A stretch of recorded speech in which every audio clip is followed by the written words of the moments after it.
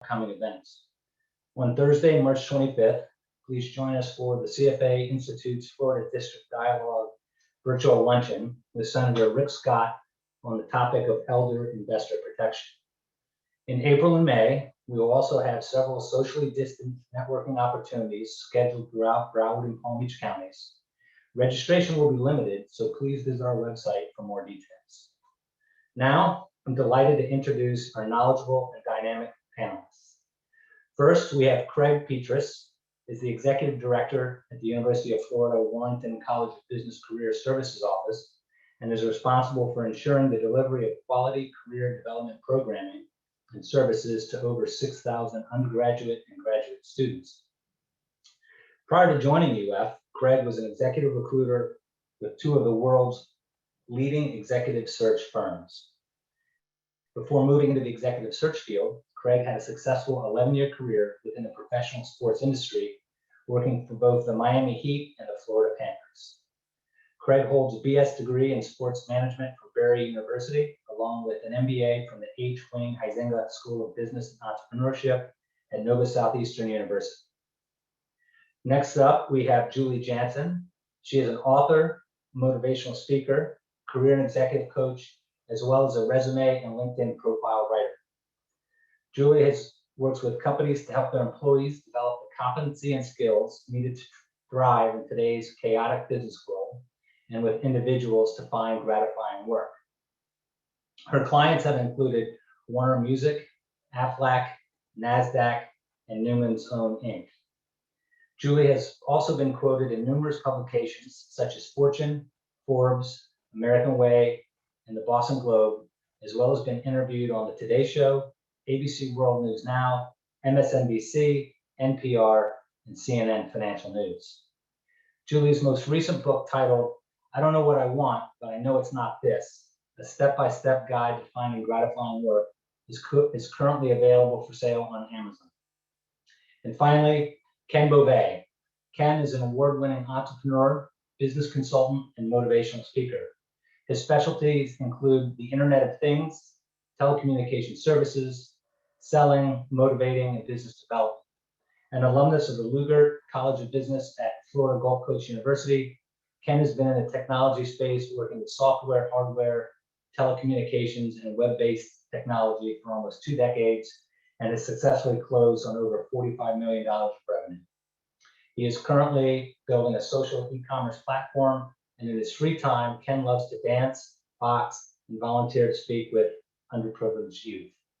And with that, let's dive right in.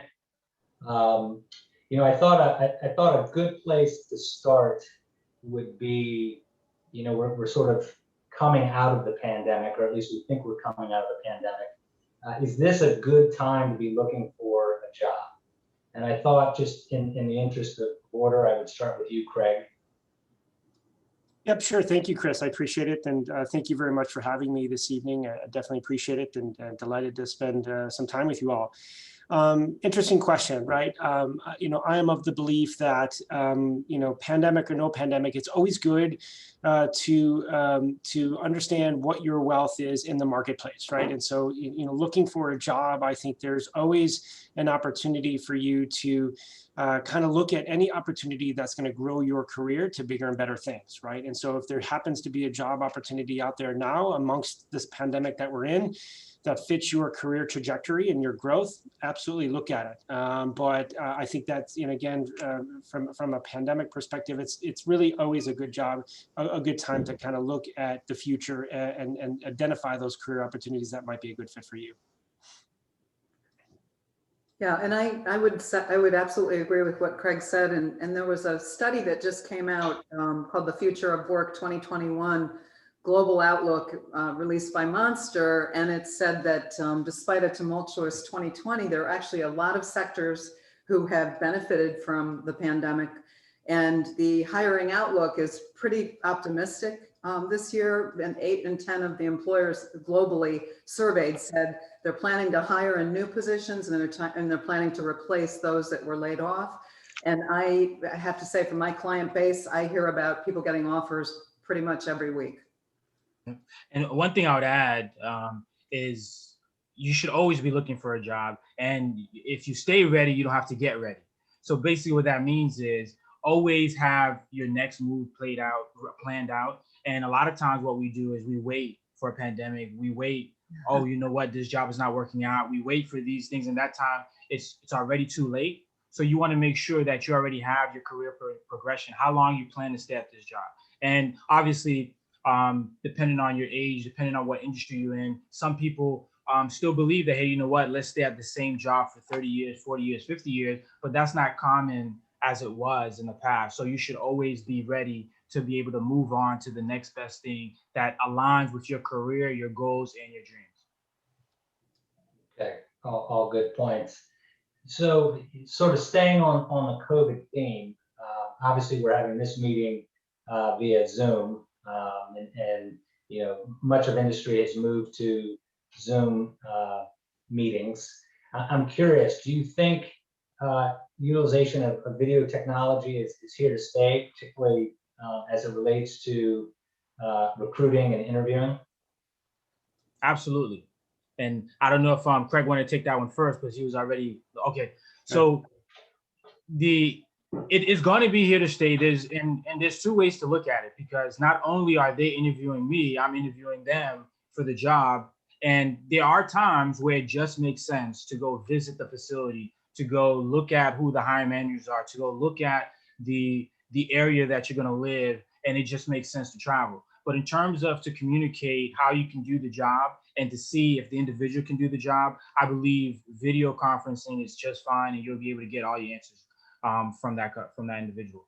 And I would concur, other than the one challenge that my corporate clients have communicated to me this past year is, and so have candidates, is with video interaction, it can be more challenging to assess cultural and value alignment.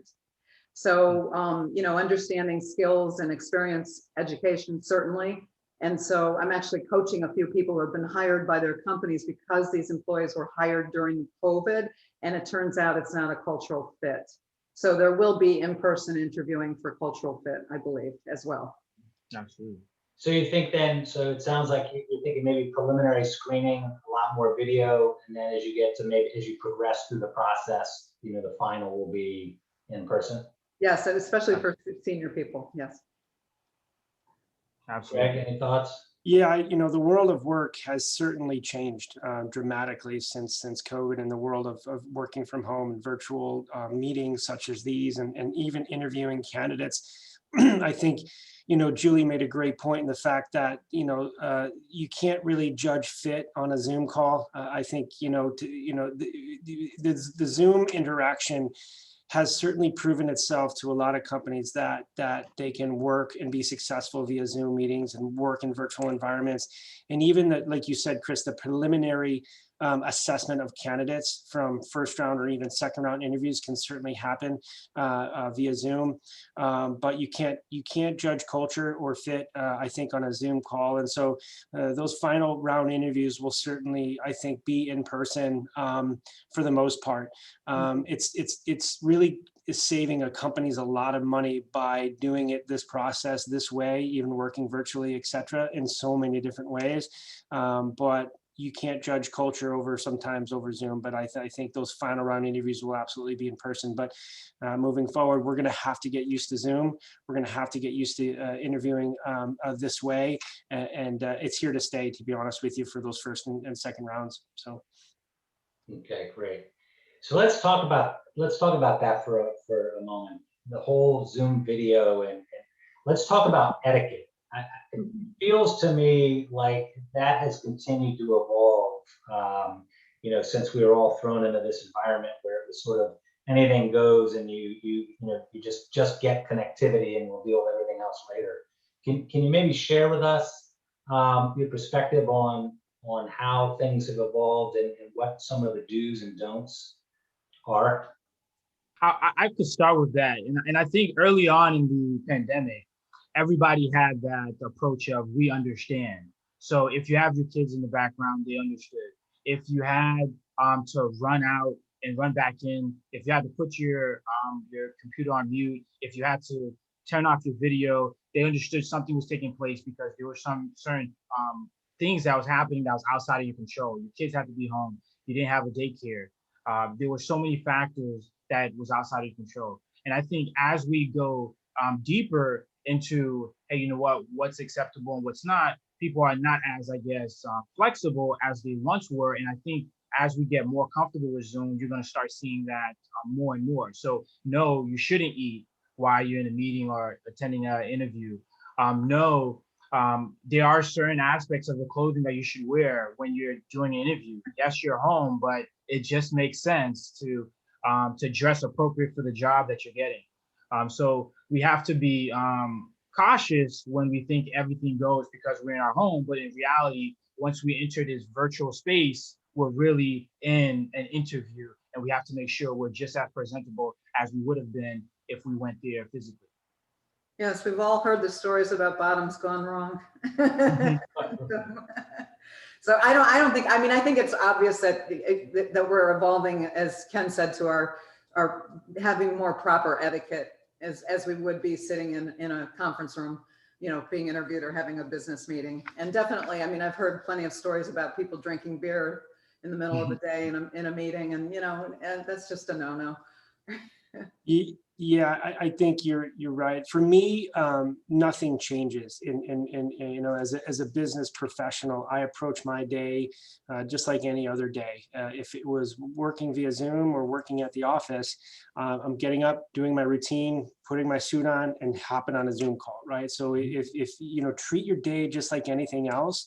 Would you be in shorts and a t-shirt in a conference room if you're going to work? No, you probably would not, right? Are you eating during meetings sometimes at work? Probably not, right? And so, you know, my advice, my recommendations is treat your days, your virtual days, just like any other day at work, right? And because again, you still have your reputation to uphold and your integrity to uphold. And so, you know, you might be in a golf shirt and slacks at work. That's fine. Be that person, right? Continue with your consistency and your structure during your day. Along those lines, you know, building on the etiquette, are there any tips that you have to where, you know, when you're live, it's a lot easier to read nonverbal cues when you're engaging with someone. Do you have any advice, you know, for folks on the line about, you know, potentially trying to build that connectivity, you know, in sort of the Zoom video world? Well, I think, oh, sorry, I think No, go ahead. Doing a little more, forgetting not to do research on people and getting their phone number and getting their email and still making small talk, you know, is important. Just as it is in any interaction. I mean, I think similar to what Craig was saying, it's just behave as you would in any interaction, so that you can develop some sort of a connection, you know, instead of just jumping into the agenda. Oh, what I was going to say is that sometimes because we often are probably on 10 to sometimes even crazier 12 Zoom meetings a day. And sometimes it becomes like, oh man, another Zoom call. And we really have to get to a place where it doesn't show up. And it's easier for me because I smile a lot and it's just automatic. But I think for others, it may be a little bit more difficult, and they have to maybe either put a smiley face on their screen or something to remind them and say, you know what, keep that smile, so that people know that you're paying attention, you're listening to them, you're present, because obviously this pandemic has kind of changed our world, and we may be thinking about something else while we're on the Zoom call, or paying attention to the background. So being present and having that smile, I think, is extremely important, so that people can know who you are and that you want to be there. Okay. And then finally, what about advice for, you know, technology miscues? You know, they certainly, I know in my area, my internet's awfully good, but, you know, at least, you know, once or twice a month, I'll get some flickering, you know, where I'll lose my sort of capability for, you know, periods of time. Any advice there? I would just have a backup plan with the person, even if it's an interview. Say if anything goes wrong with the technology, this is plan B, instead of scrambling. Yeah, and I think in this day and age, in the virtual environment, there is some leniency. There's some forgiveness in terms of we all are in our respective areas with all sorts of levels of internet service, et cetera, et cetera. So there is a bit of leniency that way. But I, I would caution, everyone to say that you may think your microphone is off, you may think your camera is off when it may not be, right? So just be conscious of your environment and making sure that the Zoom call is over before you mention anything about your reaction to something, right? Because again, you don't want to be caught in a situation on camera or on microphone in which you're saying something that's probably not appropriate, etc. So I'd just be cautious when it comes to always know that you could potentially be on a live mic, if you will. So very good advice. Let's turn to a slightly different topic, and LinkedIn. I think most of us are on LinkedIn, but a question I've heard a lot is, how do companies and recruiters actually use LinkedIn? And I thought maybe Julie, you could kick off this topic. Sure. So LinkedIn is primarily about keywords. And so the first way the companies and recruiters, and I know we have 3 experts on this topic certainly here, keyword searches, posting jobs, which automatically sends them people who are qualified, searching for a competitor's employees. LinkedIn is used for that, looking at members of industry groups, outreach to their direct network, and then having companies creating a more robust company page so that employees, potential candidates can find them. So those are some of the ways that companies and recruiters use LinkedIn. Greg, Ken? Yeah, I think LinkedIn is such a powerful tool in so many different ways. Not only are, as Julie said, are companies using the platform for research, but also from a talent acquisition perspective and a sourcing candidate perspective, it's pretty big, right? It's over 75% of all recruiters, I would venture even guess more, are using LinkedIn to source talent. And so if you are open to being contacted for opportunities, how can you position yourself in a way that your profile could potentially be seen by these recruiters, right? So utilizing keywords from that dream job description that you want to get, utilizing those keywords, and in addition, endorsing yourself and having other people endorse you for skills, right? So as these recruiters start to do search queries, the more skills that you have, the potential your profile will pop up in their search profile. So it's a very powerful tool to not only research companies as candidates, but also have individuals identify you as a potential candidate for jobs. And I would add this last thing is that, and an easy way to look at it is the LinkedIn is basically a digital resume. And anytime someone wants to see everything about you, they go to that digital resume to see where you past work. But it actually takes it a step further because they get to see how you interact with others. What comments are you leaving on people's posts? How are you able to connect the dots to not only your experience, not only your job description, but what have you accomplished while you were there? So they really dive in deep, and it's up to you to update it to make sure that whatever you want that company to know or learn about you is there, so that they already have a lot of information to make a decision on whether they should contact you or not. So this may be an obvious question, but it sort of popped into my mind as I was listening to each of you answer, and that is when people say keywords. Now, of course, we're investment people, so we know what keywords in our industry sort of mean. But when it comes to marketing yourself and having your digital resume online, what might be some keywords that recruiters or hiring managers think are keywords that maybe those of us who are just putting up our personal profile might miss?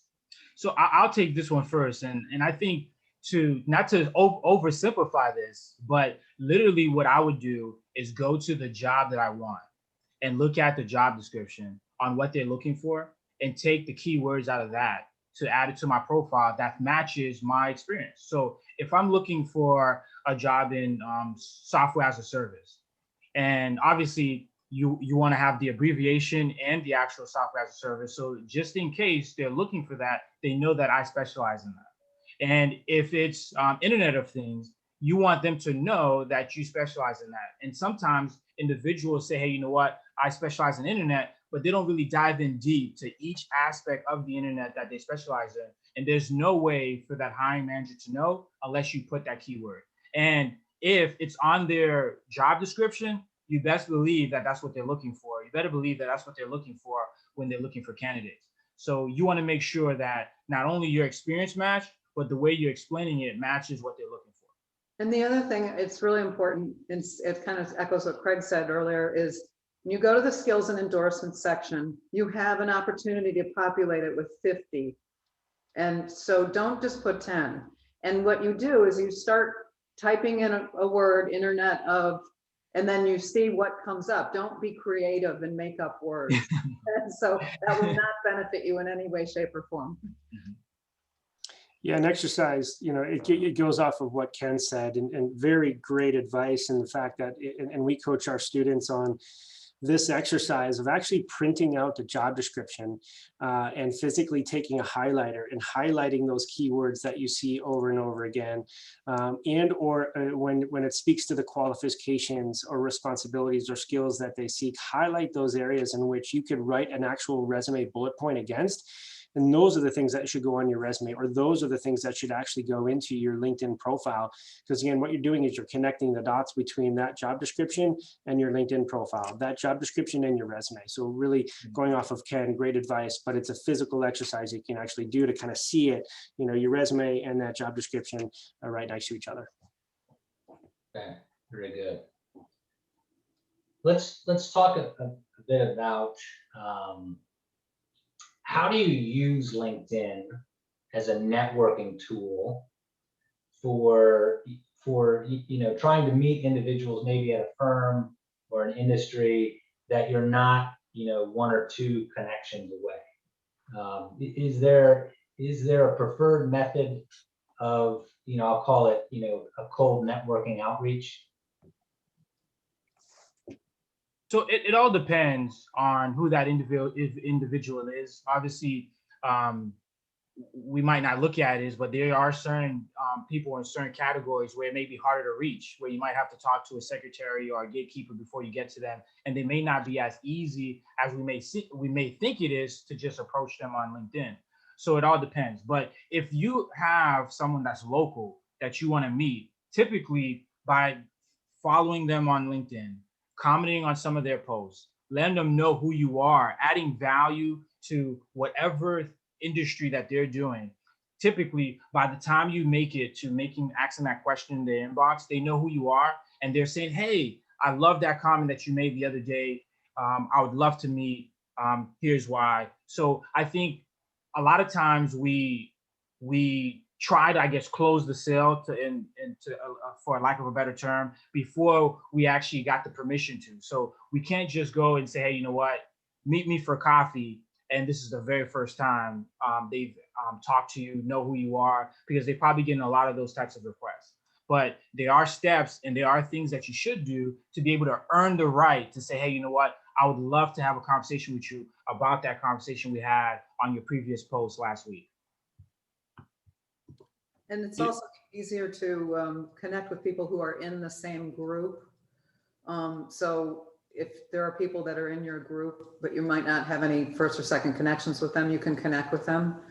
And so that's another method. And I'm all for I reached out to someone the other day because I started a vocational expert business recently. And she's a divorce financial advisor specializing in divorces. And she accepted my connection and then said, do you have a website? I might have some clients that would be interested. So it was, it worked. Yeah, my advice around connections and networking via LinkedIn is anytime you reach out to somebody or want to connect on LinkedIn, 100% of the time, write a customizable note. right? Just don't press the connect button. It's a blind ask. I don't know you, and who are you? Why are we connecting, right? So 100% of the time, customize your note when you want to connect with somebody on LinkedIn. In addition, define the why. Like, why are we connecting? What is it? Why do you want to connect with me?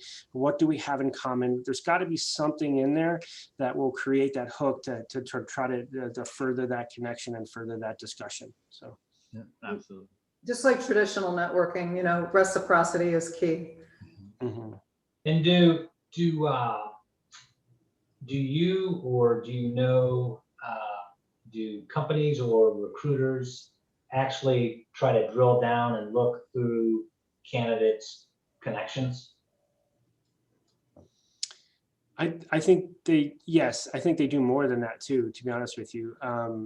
As a former executive recruiter, before I'm even reaching out to a candidate, I'm Googling you, right? And I'm seeing what is out there on the internet about you. Because if I recommend you to my client, and you happen to be arrested or have some bad picture out there on the internet that I didn't find, but my client found, I'm not good, right? And so, so first I'm Googling you. So if you ever Google yourself, sometimes you'll be surprised at what you find. What I do myself, and I recommend this to students as well, is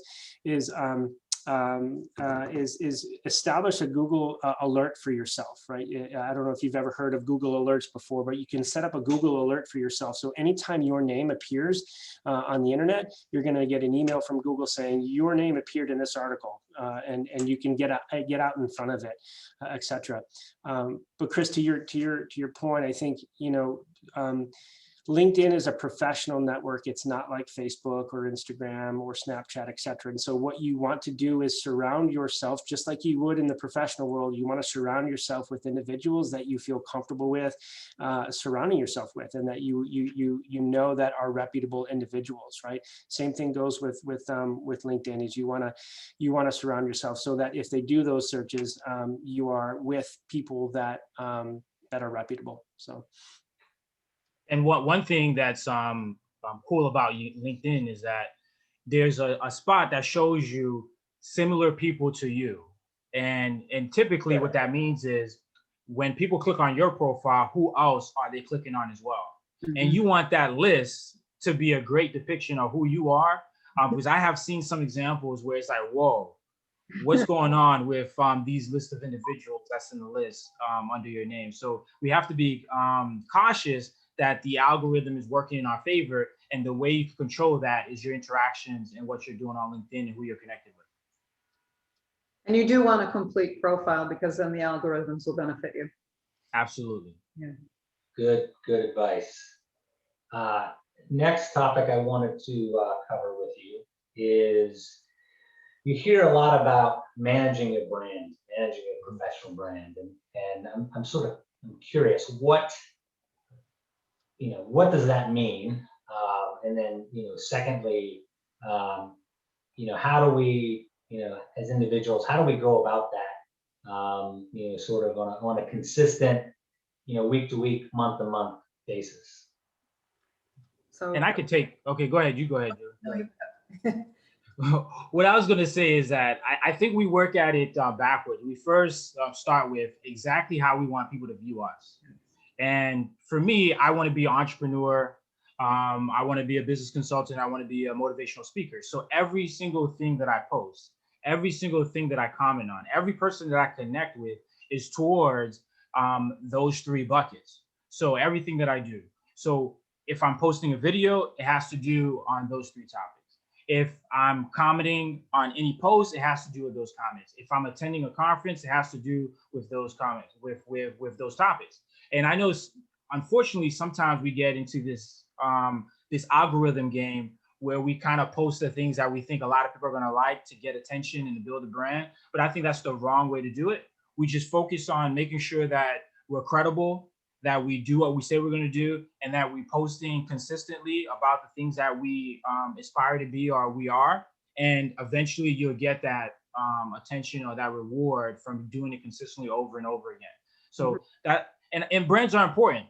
Not only is brands are important for you long term, but even in the short term for getting a job. Sometimes people want to know if I hire this guy, let's say in particular sales, they want to know how I appear to my customers. And there's no better way to see how you sell yourself than how you can sell the product, by being a good example of what you're doing on the internet.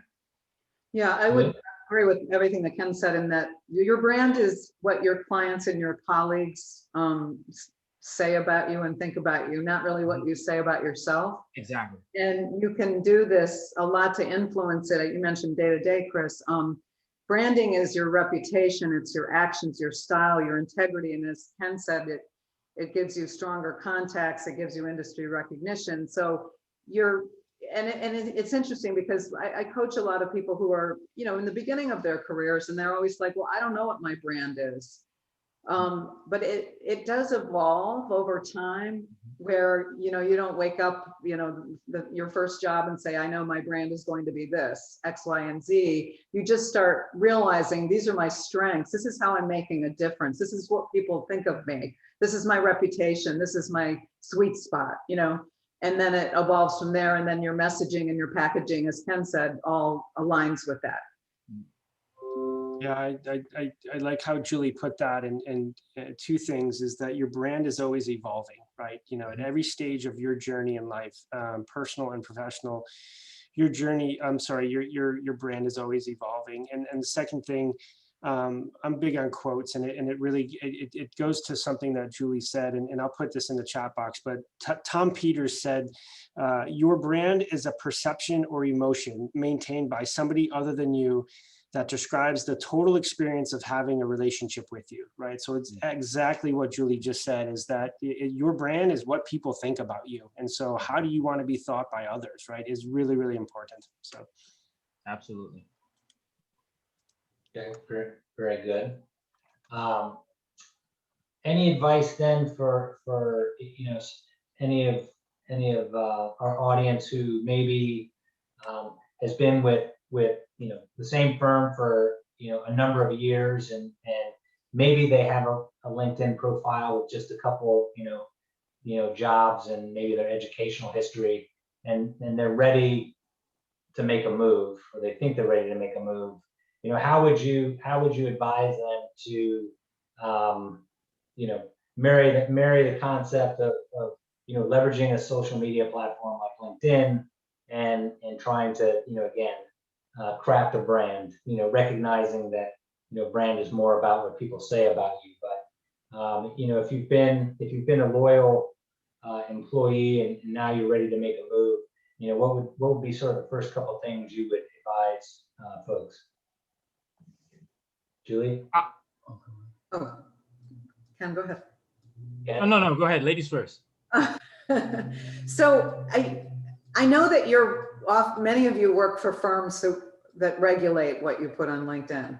So I recognize that can be an issue, and clearly you have to follow those guidelines.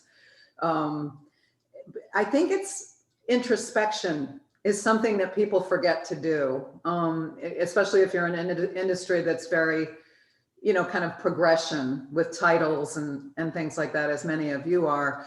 And so I think it's just really, it sounds kind of, crazy, but just who are you? Who do you want to be?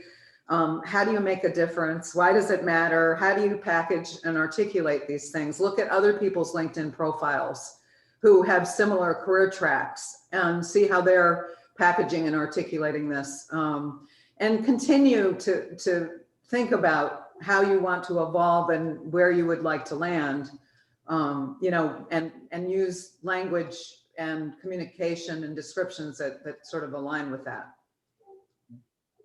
And to Craig's point earlier is that we're always evolving. So you might put something today that may actually be totally different tomorrow. And that's okay. Just make sure that you're going back and correcting it and making it your current version of you as you change industries, as you change jobs, and align to what your ultimate goals are. And I'll add to that too, is if you have been at the same job for a while, but you are looking to make a move, I have a 90-10 rule, 90% impact, 10% responsibility. And what I mean by that is 90% of your LinkedIn profile or 90% of your resume should show the impact that you've had at the positions that you've held throughout your career. Any good recruiter is going to look at your title as a financial analyst and say, okay, I can probably guess 5 or 6 or 7 things that you're responsible for. Don't put that on your resume. We already know that, right? And so what we want to know is how did you make an impact at the firms or the companies that you've worked for? Business process, increase, decrease types of things, quantity, business process, right? Talk about those. And if you are going to make a pivot, I like how Julie said it, look at LinkedIn profiles and you want to identify key skills and abilities and traits that those that you hope to be have, or even informational interviews. Reach out to these individuals on LinkedIn with the why, and the why being, I'm interested in a career in X. Would you have 15 minutes for a quick phone call? Would love to learn a little bit more about your success in your career, right? Doesn't really talk about helping me get a full-time job. It's just, I want to learn from you and your career. And anytime you can reach out to an alum of your university to do that, that connection is a lot easier to do. So. And familiarize yourself with all of the settings. People forget to do that. Just review the settings, get to know how they all work, the privacy settings, the communication settings, and all of that. There's a lot of them. And sign up for Google Alert. Yeah, unfortunately, that's not for video. But, very good. right. Okay, let's pivot a little bit. What in each of your experiences interviewing people, whether it be students graduating from college or experienced candidates, what have you found?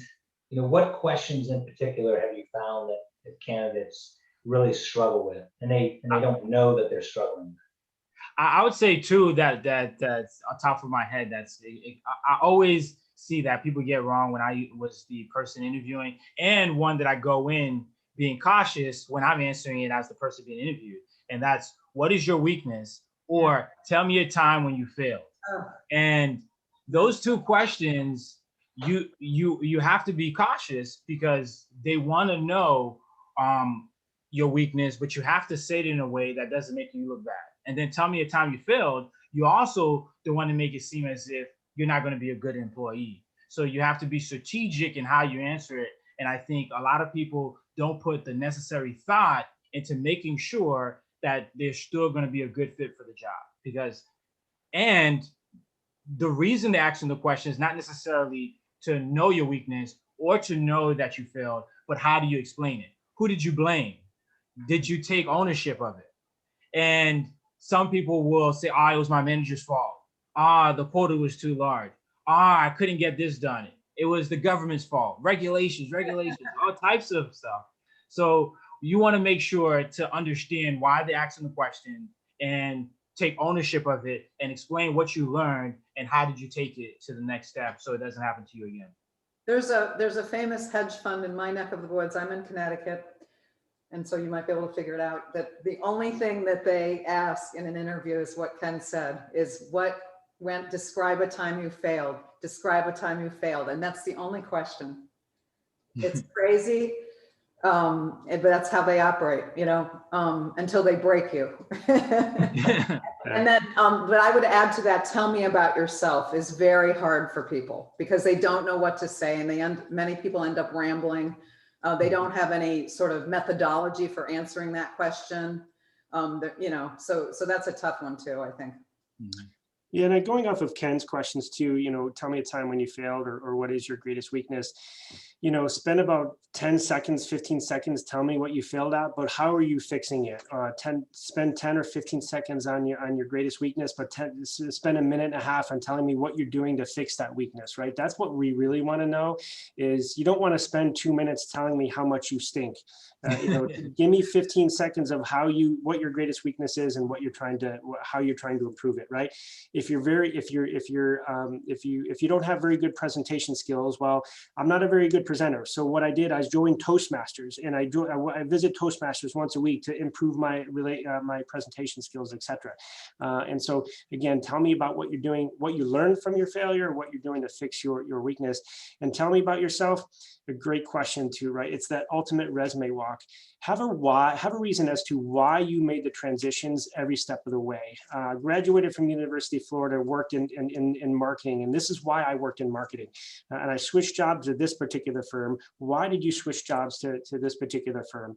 And in that firm, I felt that I lacked some key marketing skills to get me that brand management job in CPG that I really hoped for. So what I did is I went back to school and got my MBA. And then upon graduation, I took this job. Why, right? So have a reason as to why throughout your entire transitions of your career. That's the story that you want to tell when they say, tell me about yourself. Okay. So just a follow-up for Julie on that point. Is there a rule of thumb for people in terms of, tell me about yourself?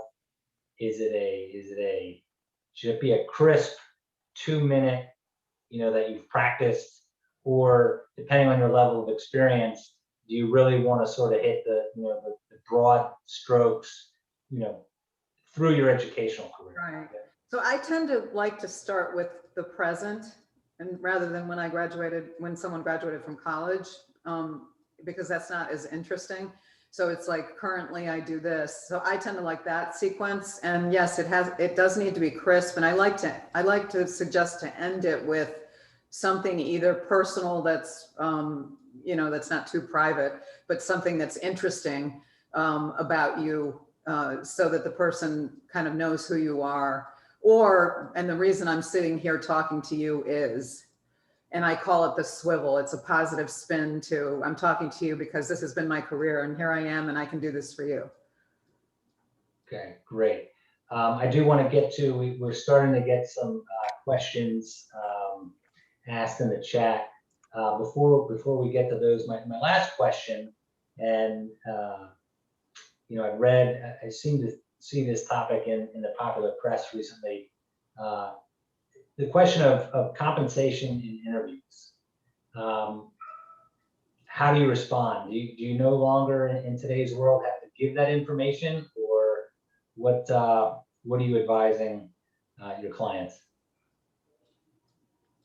For me, I have never given how much I've been paid in any job interview, and I tend to avoid it, and I do it in a respectful way. And so I don't know. I guess it depends on the industry. So I would be cautious because there's some industries I really want to know. But my personal opinion is that shouldn't factor into the decision on what you're going to pay me during this particular job interview. Well, unfortunately, there's laws being passed that'll soon be in every state where a candidate cannot be asked what their salary history is. Mm-hmm. So it's already passed, and I don't know, Craig, you probably know this, it's probably about 12 or 15 states right now in certain larger metropolitan areas. So that's good news. The other thing is to second Ken, you avoid talking about it as much as possible or forever. But here's a really important point. Please do your research. I've had so many of my clients say, oh my gosh, I was asked what I wanted to earn and I'm trying to change careers and I had no idea what they paid. I didn't even know what to say. There's so much salary information out there now on salary sites, payscalesalary.com, even Glassdoor, which is a little skewed, and LinkedIn. So do your homework and find out what ranges are. Absolutely. Okay. All right. Well, let's take some questions from the audience. The first one is, how long does a typical candidate have to accept or decline a job offer? And the follow on there is, how should I let companies know I'm in the final rounds with other firms so I don't miss out on any opportunities? That was a tough one, the first part about how long do you have? Because you obviously want to be respectful for the person that's trying to hire you, and I would say 48 to 72 hours makes sense to me. But I would say that would be on the more of the extreme side, because most people want to know sooner, when do you what your decisions are and what are the factors that's keeping you away from signing it within 24 hours. So that's a challenging question, because I think that is another one that's geared towards industry, because there are some industries where there's just so many applicants that you could probably lose your chance if you try to extend that window on when you can sign that offer or not. So I have a kind of a different opinion on that one. And especially as someone becomes a little more senior, I think a week is reasonable. I think you're not disappearing for a week. You're probably, when you're getting an offer, you haven't gotten all the information that you need to make a decision. You haven't gotten all the information about benefits, or you haven't met anybody on your team, or whatever it is, you know, your sim team if you're managing people. So I think that as long as you're in consistent communication, you can buy a week, sometimes even a little bit longer, as long as you're telling the employer how excited you are and that you just need a little more information. You have to talk to your spouse, etc. I think that's reasonable. And certainly, like any negotiation, ask them when they want a response, other than it's obvious you want it tomorrow, you know? Oh yeah, absolutely. Yeah. Now, in the second half of that question too, you know, letting other firms know, be fully transparent, right? Certainly let the other companies know if they are courting you. You can certainly say, I've committed to interviews with some other firms that I'm in process right now, and to be fair to that process and to myself, I certainly want to see this process through. And if you're a really competitive candidate with those firms, they might be a bit more aggressive in terms of trying to get you, and that aggressiveness could equal additional compensation at the end of the day, right? And so full transparency throughout the process certainly will bode well. I mean, and I would say there's two sides to that. Sorry to cut you off. that's okay. Did you want to go first? No, gentlemen first, please. Oh, all right. You return the favor. So I'll say there's two sides to that, because there are some people are in different stages of life where their places that they're applying for is diverse and is not exactly the same.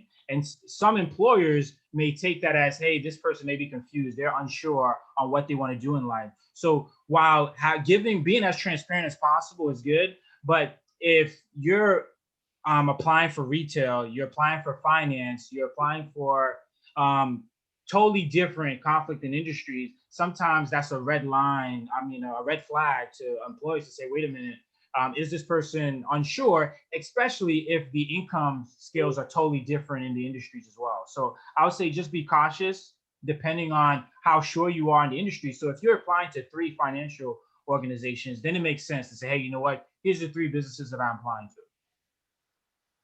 to. Okay, great. Next question is, do you have any advice for recent newcomers to the United States job market seeking opportunities in a different industry than their experience? And the example this participant used was their experience is risk, but they'd like to get into the investment side of the house. Yeah, it's not, as you know, Chris, I do a lot of work with CFA societies. Hi, Melissa, I'm waving to you. I see you there. So that said, I think it's similar to any, someone trying to change careers who lives in the States and is an American, is you need to build a network. You need to get any additional credentials or certifications that are start working towards that, and realize that it's going to take a while, probably, and that you may have to take a bridge job that will enable you to use some of your skills in risk until you can, move into the job that you want next. So I don't think it's that different, assuming that you have the language skills, and also not knowing what the citizenship status would be. I would say in making switches like that, become a continuous learner, right? The only way that you're going to gain some credibility when you have those opportunities to communicate that you want to make the switch is how much you know about that industry or that function that you want to go into. You don't have to be an expert, obviously, but know the basics. Show me some intelligent discussion around the fact that you've done some homework around this industry or this function that you want to move into, but you're still learning, right? And so the idea that we can have an intelligent conversation about it is key. But also, Julie said something too: building a bench, building your bench of advocates. Get some mentors, get some individuals that you can spend some time with that will coach you on some of those things. And so building your bench of advocates throughout your entire career is certainly going to bode you well. Yeah. Okay, very good. This next question is actually a follow-up on something that Ken had mentioned earlier in the session. And the question is, Ken said all of us should always be planning for the next step in our career. Please give us specific examples of ways we should be doing this. For me, and I would tell you that I'm in that step right now. So obviously I'm an entrepreneur and I'm doing business consulting and motivational speaking. And I've already outlined the job description or job offers that I would accept. So which means that unless the job falls into this bucket, there's no way that I would accept the job because it wouldn't make sense to my career progression because of whatever I'm working on. So I think the very first step is to have your goals. And I'm not necessarily saying to have the plan and each individual step, but to have your final goal and where you want to be in maybe 5 to 10 years. And that's the most important part because you'll use it as a GPS. Because if you start going the wrong way, it almost is like a correction, say rerouting, because you're going, that doesn't make sense and does not align to your final destination.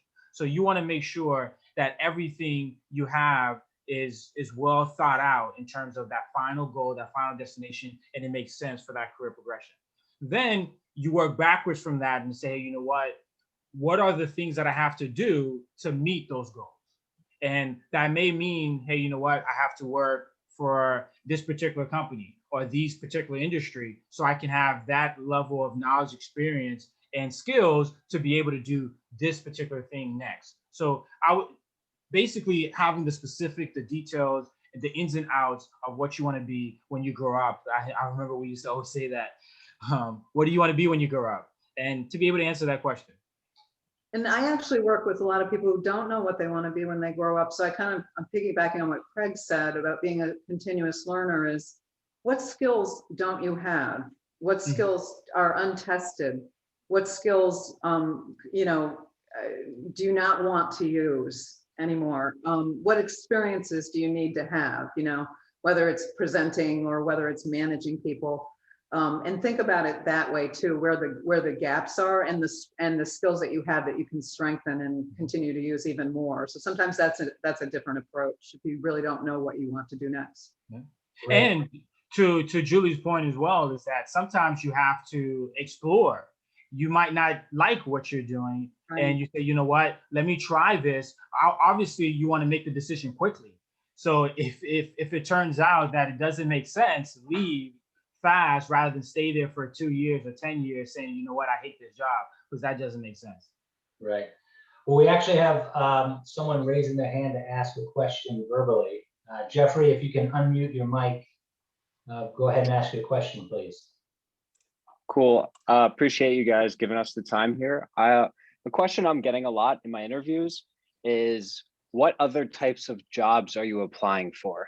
How do I respond to this? And that goes back to what I was saying earlier. It depends on where you're at and what stage of life you're in. If you're extremely sure about where you want to be, and let's say you're in the financial industry and you're only applying to those types of businesses, I would be completely transparent and say, hey, you know what, this is what I want to do. Here's the businesses that I'm applying to, and let them know. if you're unsure about the direction you're going, then I would say you don't have to tell them exactly the industries that you're applying for, but you could tell them that there are other businesses on the table, because you want to be comfortable with the information that you're providing. And you also want to be fair to the recruiter, because you don't want them to waste time with you and it turns out that you're not going to take the job. So I would look at it both ways. Did that answer your question, Jeffrey? Yeah, I think so. I think a thought I'm kind of having is maybe why would they need to know if I'm applying for a job, let's say in equity research, and they're asking me about other lines of business, private equity, FP&A, et cetera. How should I respond? I'm there to interview for the job. I'm not there to interview for another line of business. So I want to make sure that I'm, expressing interest in their company. And I mean, I guess I don't really feel comfortable sharing some of the other, opportunities more specifically that I'm interviewing for.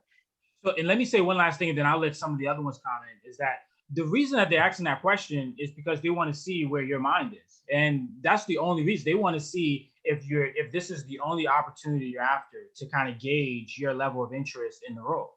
And I believe it's fair to not let them know, hey, you know what, and try to be respectful in answering and saying, you know what, this is the job I'm interested in. I'm not really going into the other jobs I'm applying for, and try to be as nice as possible. But I'll let Julie and Craig answer that, and I guess give additional feedback.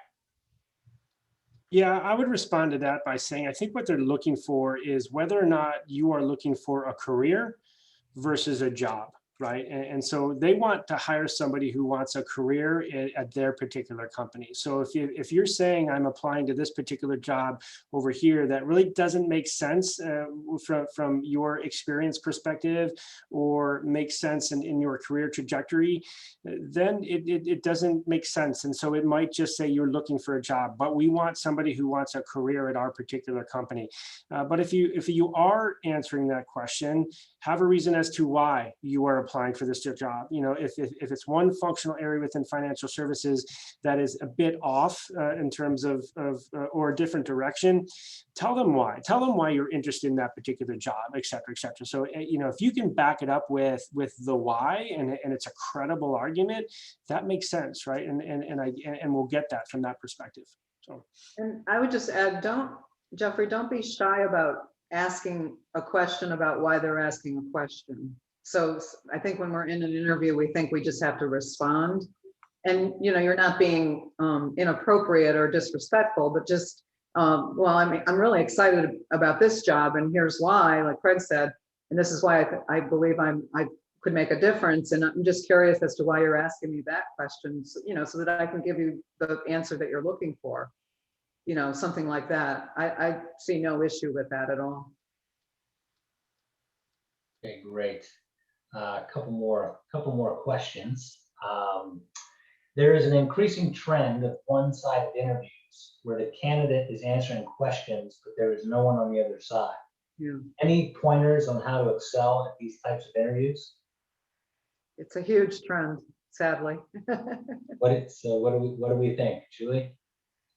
I mean, it is what it is.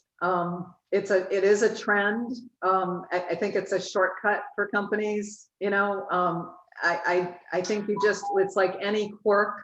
Like I always say, whatever the hiring company's quirks are, just go along with it and get comfortable and know what your responses are, and flow with the process. Yeah. Yeah, it's similar to what I said something at the beginning. Don't change your don't change your style. Don't change the approach to preparing for this video interview, right? You want to have you want to have a clear background. You want to make sure your technology works. You want to wear, you want to suit up for success, right? Dress for success. You want to treat it just like any other interview, so that you don't get flustered or anything going through it. But again, like Julie said, it is a trend. It's happening. So we have to. It's a necessary evil that you all are going to have to go through at some point. And the worst part is a lot of times these one-sided interviews are timed.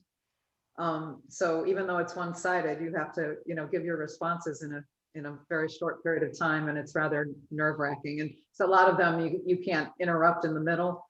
you just have to go. So it's, yeah, it's challenging. Sure. Next question. Some employers ask candidates to complete a series of tasks or projects as part of the hiring process. Mhm. How can a candidate ensure that they're actually being evaluated for a job and not being used by firms to work for free? I actually think this is a really good question. It is, and I've heard it a lot, actually. Yeah, as a former research analyst, a lot of times that was the interview process, right? Present your research report on an idea that in some cases they gave you the company that they wanted you to talk about. So it really wasn't clear, if they were a little short staffed and they were looking for someone to do the work, or if there's actually a job. Well, I think a company is pretty desperate if that's what they're doing, is using people they're interviewing. Right.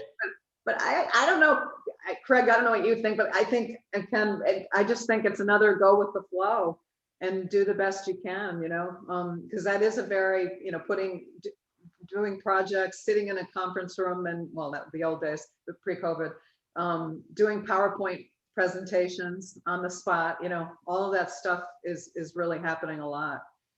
This may be hard at times, but I would say if you're questioning the company at that level, and obviously that leads to integrity of the company as a whole, I would say I wouldn't apply.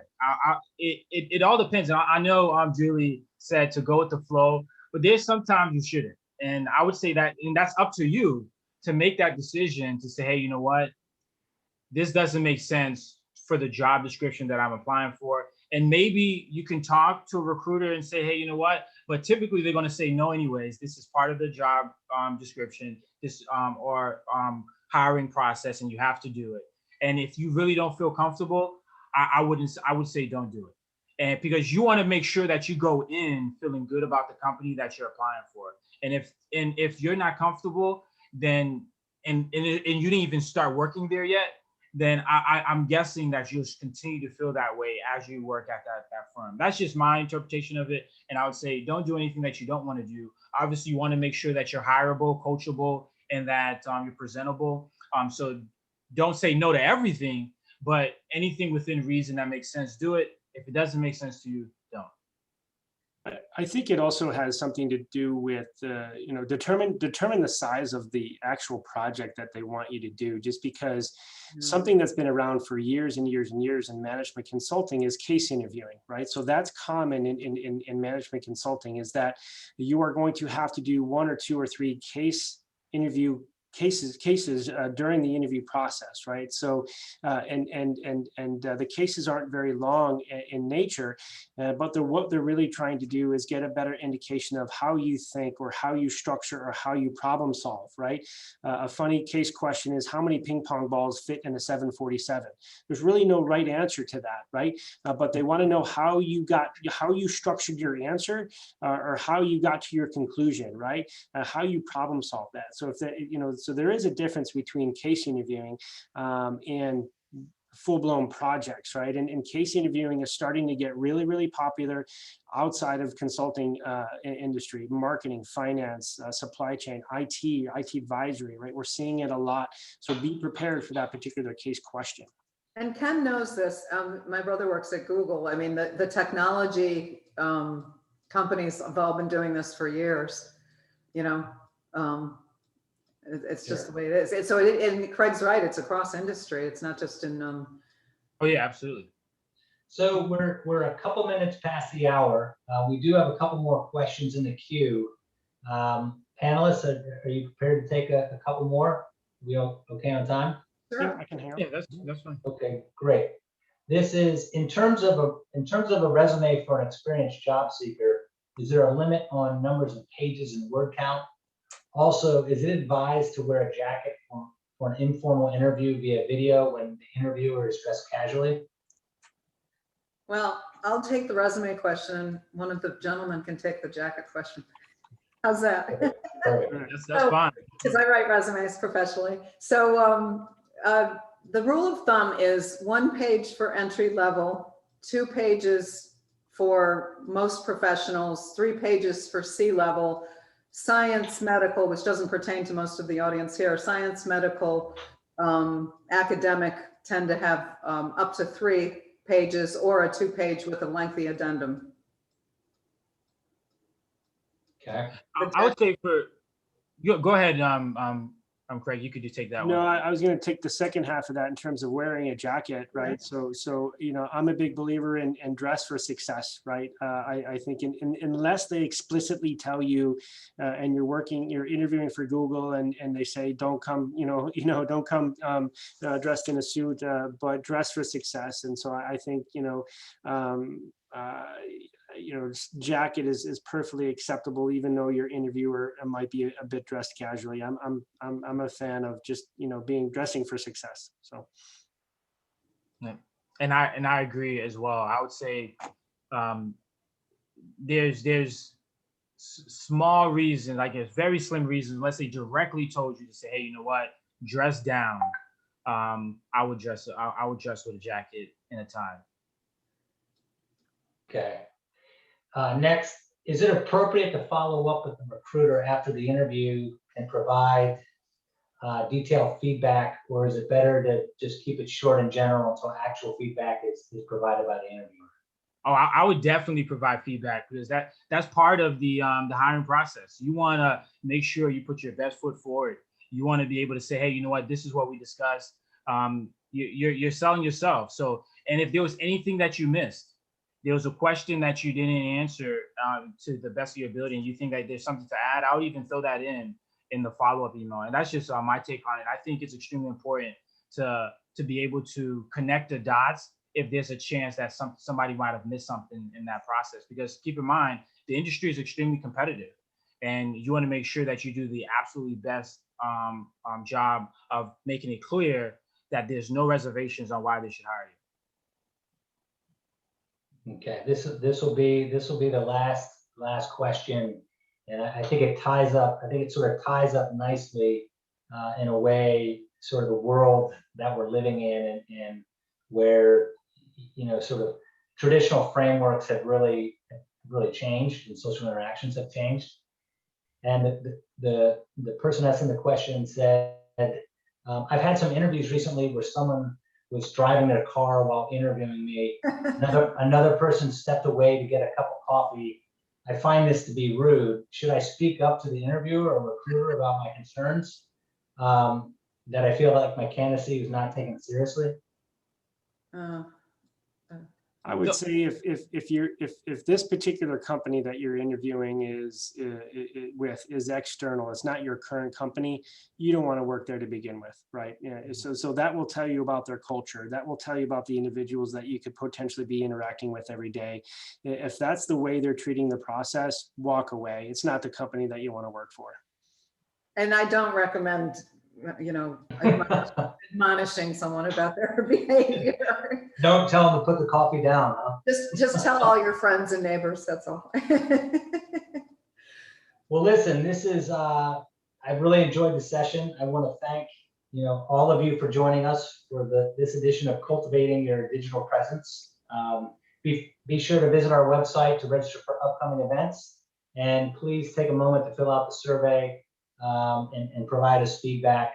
We're constantly, reviewing and curating our content and our future meetings. So input from our membership is greatly appreciated. And finally, to our panelists, Craig, Julie, Ken, on behalf of the CFA Society of South Florida, I really want to thank you for your time and your input, and hopefully we can have you back again in the near future. Thank you so much, Chris. Thank you, everyone. Thanks, Craig. Thanks, Ken.